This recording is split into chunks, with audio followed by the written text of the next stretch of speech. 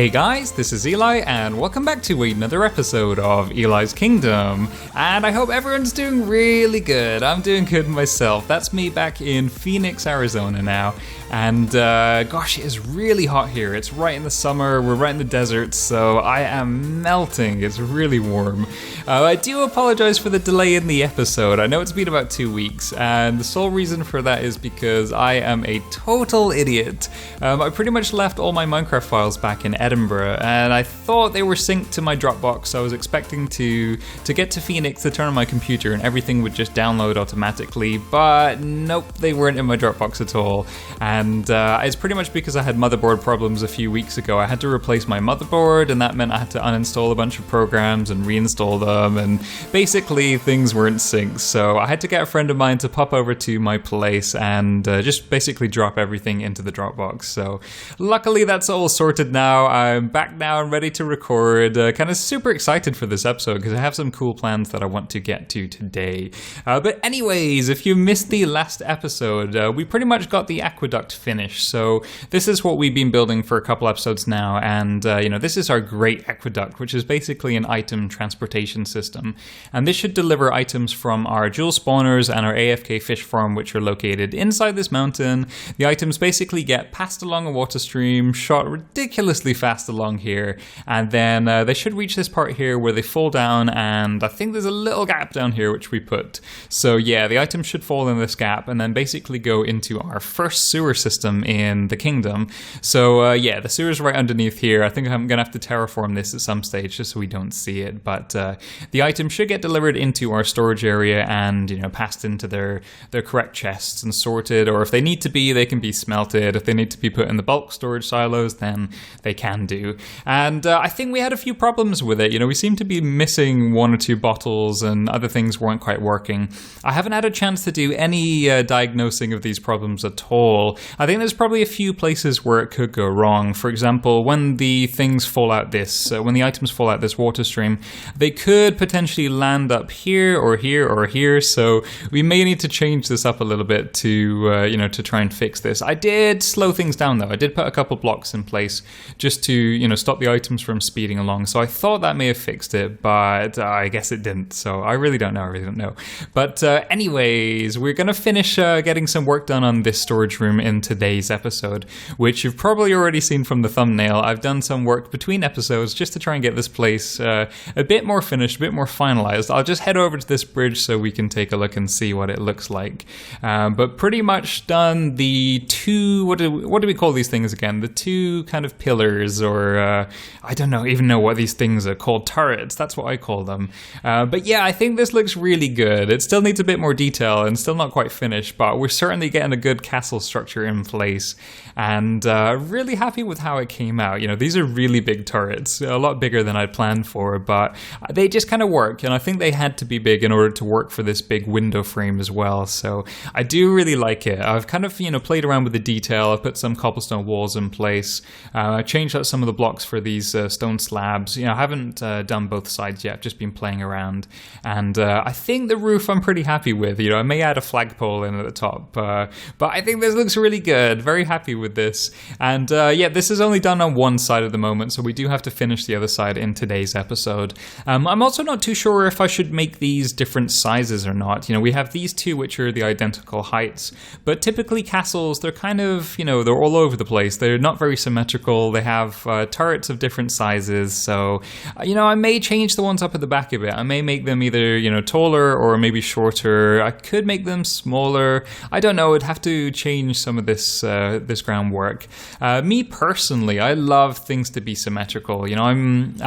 Yes, castles don't necessarily need to be symmetrical, but I just like things to be consistent, and we can actually make it a bit more different by adding in other turrets. If you ever do a Google image search of castles, or in fact you live in Scotland and can go see a castle, you'll see that they have a lot of turrets and things that kind of stick out in weird places. So there might be a little turret that sticks out on the wall here, just like a miniature version of this, and then on the top as well we might have a few more towers just to give this thing much more dimensions. So I think it's going to look really good when it's done, and we'll do a nice jaggedy edge along here as well. I may change up the entrance as well, because this is kind of a bit basic at the moment. I think we can do something a bit more detailed, something that maybe sticks sticks out, so I really don't know. But anyway, yeah, I do want to do the roof in today's episode, and also I do have a fun project in mind for this wall over here. Here's our birthday cake, by the way, which we made in the last episode because I just turned 30 years old, and this is probably the simplest birthday cake you'll ever see in Minecraft. I think it took me about 3 minutes to make, so it's very, very simple. But anyways, we do have a window on this wall here. This one's actually a lot smaller than the other window, and I wasn't too sure what to do with this because, you know, we're going to need to put a wall here, so, you know, maybe we'll have to have another window inside this wall. I think the biggest problem is the wall's actually about 5 or 6 blocks away from this window, so we're going to have to make some changes here just so everything is consistent. And there's, you know, a few things we can do. We can push this wall further back, we can bring this window out.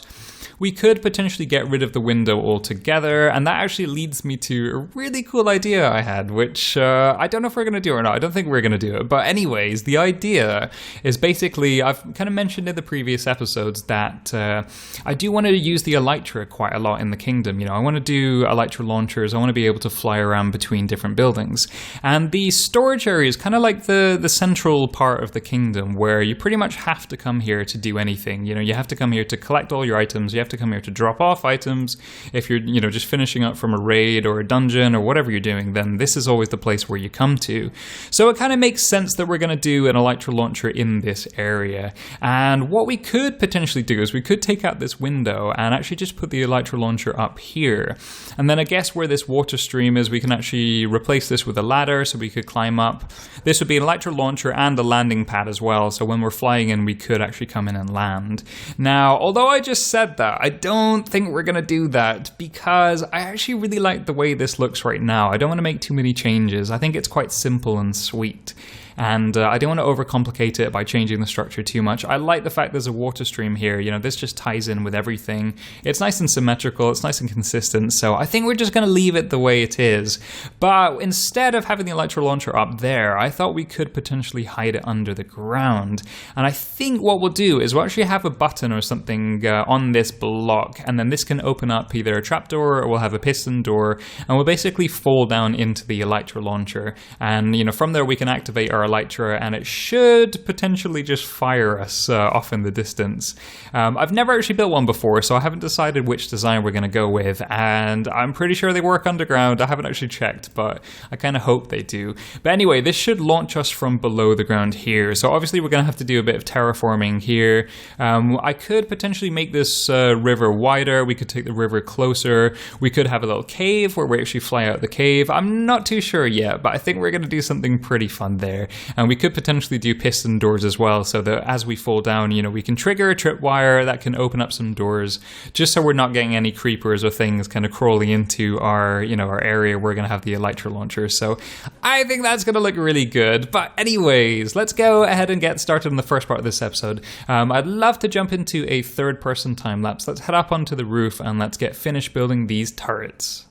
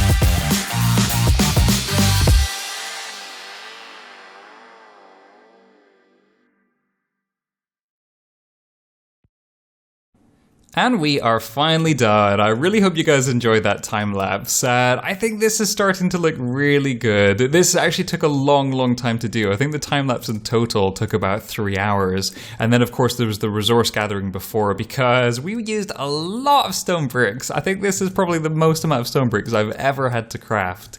And of course the roof as well as the black stained clay. If you're wondering why I went for this color, by the way, I did actually have a look at different options off camera. I tried doing, a red roof, a blue roof, just to see what they would look like. And, they were kind of cool, but I think the colors just stood out too much. I didn't want something which was, too noticeable. I wanted it to just kind of blend in, and the black one just kind of worked the best, I think. It's the same color as the roof we have on the inside, so I did actually have quite a few stacks left over. And of course, I think black ink is probably one of the easier ones to get because we've got plenty of water in the surrounding areas, so it's very easy to go kill some squid and, do the black ink to make this roof. But anyways, let's pop down here just to take a look and see how it looks. I think this looks so good. I'm really happy with this. I think the window frame still needs a bit of work though because, geez, oh no, there we go. Yeah, I think this needs a bit of work because it looks a bit on the small side. Maybe I've just gotten used to seeing the other window, which is obviously massive, but this just looks a little bit pathetic. And the fact that we have this big kind of opening in place, so I don't know. I really don't know. I might have to play around with this off camera just to see if I can make this look any better. We obviously have all the circuitry for the sorting system down there, so this has to stick out by, I think it's at least 3 or 4 blocks, so there's maybe not much we can do in this space, but anyway, I'm still happy with the way this looks. I think it does look really good. If we just head on to the inside, this place is absolutely crazy because we got this beautiful looking castle on the outside, very kind of stony, very grand, very kind of plain and simple, and then we come on the inside and it's almost like we're in a completely different build because we have this kind of bright colors. We got the orange, we got the red carpet, we got the blue water, we got all the different colors of these items, we got the green plants, so this is kind of like a bit of a Hogwarts cave in here. Really like this, and we got a gorgeous sunset going on right now. But yeah, I just love the contrast, this lovely warmth on the inside, very stone cold stone on the outside, and then probably the weirdest part of this build is actually when you step through into our little maintenance area, and this is just weird. It's like one big kind of mind craziness. It's just, you don't even know this exists when you're kind of either on the inside or the outside. But yeah, this is the void between the two shells. And I do kind of like this building style where we have our inner shell, we have our outer shell, and we've got all the mess in between that does all the redstone. I hope I've lit this place up really well. It's kind of weird that we can see right to the top of the turrets, and I'd actually put some glass in. I've just gone around and spam torched everywhere because I don't want any mob spawning in this place. It would obviously be very bad if we had a mob spawning and detonating all of our redstone, so need to be really careful with this. But anyways, I'm really happy with the way this looks out. Let's go ahead and move on to the next part of the episode. And of course that's going to be down in our basement level where we're going to try and build an Elytra Launcher. So let's just head down here. If you've just tuned into the episode, by the way, and you haven't seen any of the previous ones, you're probably not going to have a clue what any of this stuff does. This is all the sorting system and the different kind of redstone contraptions to get everything up and running. To be honest, I can't even remember what half of it does myself because it was so many episodes ago that I've kind of forgotten. I believe this was the item divider, item splitter. This actually divides or splits the items evenly between two sides, and in theory it's supposed to work great, but I think we had a few lag issues that didn't quite work out. But if you have just tuned in, you should go back and watch these episodes because it was very cool stuff that we got up to.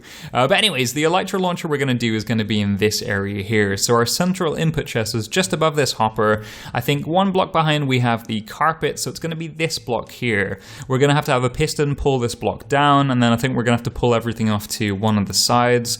We're going to have to drop down, and there is a heap of circuitry over here for the sorting system, so we're probably going to have to fall further down. Have to clear out all this space, and then we'll put our Elytra Launcher here, possibly a few blocks down as well. I don't know how big we're going to need or how big this space is going to be, but in theory it should be fairly straightforward. I'm not really expecting any issues with this. There is one thing I wanted to put in this place, which was actually a waste bin. I think it's one of the final few kind of redstone mechanisms that need to go in this space. and I think it's going to go in place of this block, so hopefully there should be enough room to squeeze that in at some stage. But anyways, I need to go scour the YouTubes. I need to go look at different designs to see what options we have for doing Elytra launchers, and then I will meet you guys in a redstone testing world. We're going to go take a look at one of the designs. In front of us, we actually have two designs now, which seem to be the most popular ones on YouTube. Now, on the right-hand side, we have EliTheWolf's design. I believe he modified this from someone called TheCrazyFool. I presume he just made it better. I'm not too sure exactly what he did from the original, but it's one of these Elytra launchers that uses these boats. I think it's two double chests of boats here, and this seems to cause some sort of glitch that allows you to fly off to ridiculously high altitudes. I've modified this slightly just by adding a few circuits on the top. This is basically one of these hidden piston doors where we can open this, and we should be able to fall down and activate the mechanism to cause us to fly. Now this is a really nice simple design. I like this. It's very resource light, so this one's looking very promising for what we could do in the storage room. Now the second design is a little bit more complicated. It's actually a really cool design. This one's by Tango Tech, and this is his lagless Elytra launcher. And what it basically does is it's the same thing as EliTheWolf's one, but after each use it basically destroys the boats and stores them back in the chests. So in theory it should be completely lag friendly until you flick this button, and then that's when the boats get launched again. Now in practice it seems to be working great, apart from I don't know what happened here. I was basically just playing around with it and this happened, so it potentially has a few flaws to it. I don't know if I did something wrong. I don't think I did something wrong. I think this just happened, so I don't know. But I think the main problem I have with this design is probably the biggest downfall to it is you have to prime it. So basically you have to flick this button, and it's about 25 seconds delay until all the boats are ready to be used. So you do have to flick it and wait, which is a bit of a pain. I don't really picture myself waiting 25 seconds every time I want to use it. I want it to be primed and ready to go for, as soon as we want to press this button and fall down. I just want it to be ready. Now, I guess there are a couple options that you could do to, maybe tweak this design to get it to work. We could do something like a tripwire for when we walk into our storage room so that it, it primes by the time we enter it and it's ready to go. I think that's maybe slightly problematic in a few senses. One, we might fly in using our Elytra, so we might miss the tripwire. I guess you could you could accidentally jump over it. We could have a mob activate it, so it kind of doesn't really make any sense. And then I guess the biggest problem with that is that we may go into our storage room and we won't need to use the Elytra launcher. We might just leave using the door. So it's a bit of a silly concept that I don't think that's going to work.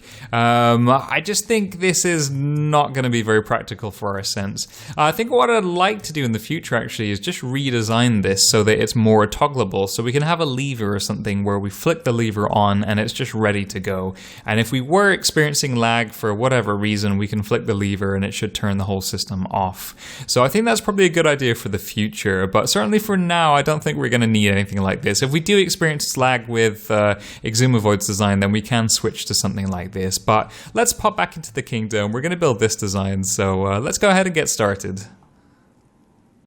Just a quick time-lapse chat because I wanted to talk to you guys about Minecon. Yep, that's right, Minecon is this coming weekend. I'm so excited for it. This year it's going to be held in Anaheim in California, which I believe is a district of LA or a suburb. I'm not too sure. I don't really know the area too well. But it turns out the convention center is also right next to Disneyland or Disney World, one of the two.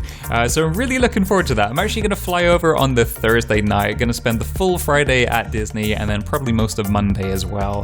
So that's going to be amazing. But I'm really looking forward to Minecon. I still don't know what to expect because it's going to be my first one, so it's going to be an experience for me. And I do know of one or two people who are going, but if any of you guys are going to go, then please do drop me a message, let me know. It'd be great to meet up with some of you guys.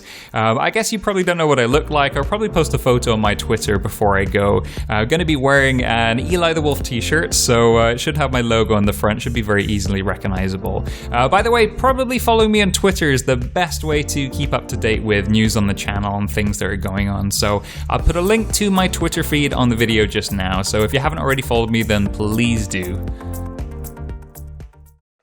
Well, I do apologize if you noticed the mouse cursor all the way through that time lapse. That was actually my fault. I was switching back and forth between Minecraft and Exumavoid's tutorial, and every time I go to his tutorial, it seems to make the mouse cursor appear on the screen. There's a tick box I'm supposed to untick to get that to stop doing that, but I forgot, so do apologize. But anyways, this thing seems to be almost operational now. We have our little button here, which we flick, and this opens up a secret hole, which should allow us to fall down onto the boats where our Elytra Launcher is going to be.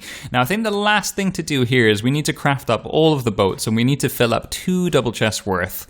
And then once that's done, this is a little one-tick clock circuit here, so we just need to pop a redstone torch down here, and this should allow the dispenser to fire all the boats into the water. I think there's one more block which needs to go in place. I've had to take this out just in case the sticky piston drags it back.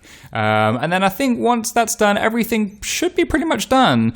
Before I go ahead and do the boats though, let's go ahead and craft out some of this cave, because I really want to make this look kind of cool where we're going to fly out into the open. And then one thing I want to do here as well is we're going to need some kind of door, because we definitely don't want any creepers or other mobs wandering their way down here and detonating near all of our very sensitive redstone. So I think probably the best thing to do is actually to have a piston door, and we can install some kind of tripwire. While we fall, we can activate the tripwire, and that should open up this mechanism. Actually, now I've mentioned that, I really hope there's going to be enough space for it. It may have to go on this level here because we got circuitry there. Should be able to squeeze it in, I think, but I may need to rebuild this if we can't. But anyway, we'll activate that tripwire. I'll open these doors. We could potentially do 2 doors, so a bit like an airlock. We can have one on the open, one back here. Maybe that's overkill, I don't know. But let's go ahead and start digging out this cave. So I think we want to try and make this look as natural as possible. I want this to look like just a normal cave that you would see kind of falling down into the ground. So I'll probably do a lot of terraforming and tweaking kind of between episodes just to get it kind of perfect. But I think probably around about here is fine. Maybe take it further down. But I think we're going to need it open quite high up here because, when we launch with our Elytra, I guess you can either fly in, forwards in one direction, or you may want to pull up straight away to gain some height if you're going to be flying far away. So kind of want the option to do both. So this will have to be quite a big opening, I think. But yeah, let's just keep on digging around here, see how big we can make this. Try and terraform it a bit so it looks very realistic. And let's do another progress update. So I've just taken a break from digging because I've kind of realized that I have no idea how big this space is meant to be. Like, I don't know how fast we're going to be launched out, so I'm not sure if we need a longer run here or if we can pull up right away. I kind of need to test this thing before we can actually see how big this needs to be. It turns out we'd also built this wrong, by the way. The whole thing was 1 block too far forward, so this had to get shifted back. I spent some time crafting up all the boats, putting them in place. So in theory, this thing should be fully operational. I think now it's ready for a full test, just to see if it does actually work, and also to see how much space we're going to need in that cave for our run. So let me just check we have our Elytra on. Yep, we do. So yep, I need to press this button. I need to activate the Elytra while we fall. I need to stand right over this block, and it should just work, I think. Oh, why did that not work? Okay, so I think maybe the Elytra failed to launch then, so let's try it one more time. I think I just need to make sure I hit spacebar properly. So press this button, double spacebar. Oh! Okay, so it turns out we launched really, really fast. I guess that's okay. We're just going to have a really long run in order to make that work. So, I don't think we're going to be able to pull up anytime soon. I think as long as this cave is fairly straight, then we should be okay. We're probably going to need quite a lot of room either side. So we basically went straight forward then. So I guess we're going to have to dig this all the way out to the river and maybe make it a bit wider. I'm not too sure if you could actually pull up in that. I mean, maybe try it once more just to see if that works. Do we have everything? Yeah, we do. I want to go try it once more. Let's try take 3. Take 3, this time I'm going to try and pull up right away just to see if this does anything at all. Let's activate the Elytra. Oh! Okay, so that's not going to work. We're definitely going to need a long straight run here. Progress update, and the cave's pretty much been extended to include this very long stretch now, so hopefully this is going to be enough room to pull up with the elytra. There is a bit of a dirt wall in here to hold back the river. This could be a big problem. We may just go splat against this dirt wall. I'm not too sure, but let's head back inside and let's give this thing a test. Okay, so here we go. Let's see if we can do this without dying this time. Press the button, and oh no! Oh no! I'm not too sure what we can do here. Gonna have to do a serious redesign, I think. So I've come up with a technique which seems to work every time, and I mean, it's not the most elegant of solutions. It kind of requires a bit of skill, but basically when we press this button, we have to look maybe about 15-20 degrees up, and that should mean that we miss that wall by probably a couple inches and just fly over it. So let's just do a test right now. If we look up, then perfect, yeah. That seems to work really well. And our castle looks fantastic from up here. That looks amazing. So yeah, it's not the most elegant of solutions, but it does seem to work. Just need to remember to do that every time. And I can probably put a couple hoppers or something down in place, just in case we do actually go splat against that wall and we lose all our items. As long as they're collected by hoppers, then it should be relatively safe to leave. So we don't need to worry about items despawning. Oh, no. Where's my sword? Where's my sword? No. Oh no! Use my axe. I don't even know where this guy came from. Where's he gone? Where's he gone? Oh no! No! Don't kill me! No! Did I get him? Oh, I think I got him. Did he actually die? Anyway, that is exactly why we need to put a door here, because things like that happen. But anyways, yeah, let's go back to terraforming this cave, make it look a bit more like cave-like, and probably give it a bigger roof as well, because we only need a very small opening over here, so we don't need this space here at all. Progress update, and our cave is starting to look so much more natural now. I think this is looking amazing, and yeah, now the grass is growing in, it looks much better. Need to plant some of this tall grass in to make it look even better. I think practically speaking, it sort of works. I mean, we have this roof taken, it's quite far back actually, so it's a very big opening to the cave, so we do have lots of room to fly out. I will say two things, however. The first one is that we are taking quite a big frame rate hit. We're down to about 49 frames a second when I look towards these boats, and if I look on the ground down here, it kind of jumps up to about 210 frames. So this could be a problem. I do record in 60 frames a second, so getting 49 isn't very good. You might be able to see it on YouTube, I'm not too sure. The other thing I want to say is building an Elytra Launcher underground is an absolutely stupid idea. Don't ever do this. It's really not going to work. I don't know. I mean, I've tried it about 20 times now, and maybe 16 or 17 times I've just gone splat into the wall. Sometimes I've hit this bit here, sometimes I've hit the wall, I've managed to hit the roof in there, so I don't know. I'm not too sure if this is ever going to work. It was a really good idea, but it just, I don't know, I really don't know. It could be something that takes practice. I mean, that's what I'm kind of hoping, is the more I do it, the more, I'll learn the best orientation to launch out of, and hopefully in time it might become good. I guess the alternative is we could actually just move it up to that window frame if it really doesn't work there, so I don't know.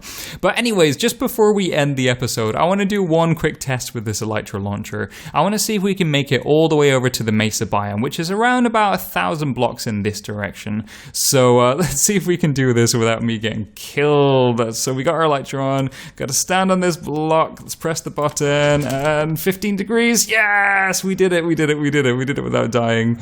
That's like the first time in a long time that I've managed to do it. So it should be in this direction. I don't know if we're gonna make it, because I think it is pretty far away. I'm not too sure. Let's see if we can do it. Normally we just take the nether portal, and, I can't remember how many blocks exactly it is, but we do have to go over this savannah. Oh, here we go. Perfect. That's really good. So we can get pretty far with the Elytra. I mean, we could probably even go past it as well. I'm not even too sure what's over on this side. I don't think I've quite explored that. But wonderful. We now have a new way of getting around the kingdom, and it seems to be much faster than taking the nether portal. So I'm pretty happy with that. I think that's going to work really well for for kind of transportation systems. But unfortunately, that is all we have time for in this episode. I really hope you guys enjoyed this one. And I think by the time this episode comes out, I should be on a plane, I think, or maybe it'll be the day before. But I'm going to be in Minecon the weekend, so really looking forward to that. But as always, guys, if you enjoyed this episode, then please do leave it a like. And if you haven't already, please do subscribe. I've been Eli. Thanks for watching.